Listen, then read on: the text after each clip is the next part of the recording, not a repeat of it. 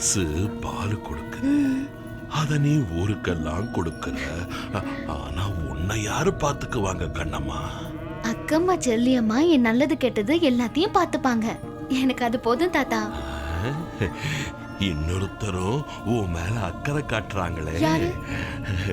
அந்த பெரிய இடத்து பையன் தனக்கு வாழ்க்கை பூரா துணையா இருக்கணும்னு உன்னை கல்யாணம் பண்ணிக்கிறேன்னு கேட்டானே. உங்களுக்கு எப்படி தெரியும் தாத்தா? தெரியும் தெரியும். ஆயுள நிர்ணயிக்கிற பிரம்மாவோட கைகள் என்கிட்ட சொல்லிட்டு தான் தலையெழுத்த எழுதும்.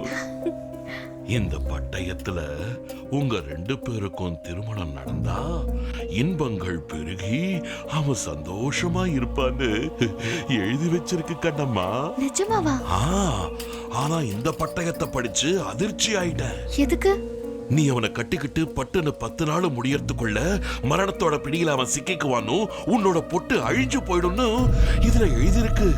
ஒரு பட்டயத்துல மங்களத்தை எழுதி அடுத்த பட்டயத்திலேயே அமங்கலத்தை எழுதுனான் பாத்தியா அந்த விதி பகவான். உன்னால அந்த குடும்பத்தோட கௌரவமும் அந்த பையனோட வாழ்க்கையும் 3 நாள் அழியக்கூடாதுன்னு தவங்கலைஞ்சு உன்னை எச்சரிக்க ஓடி வந்தேன் கண்ணம்மா.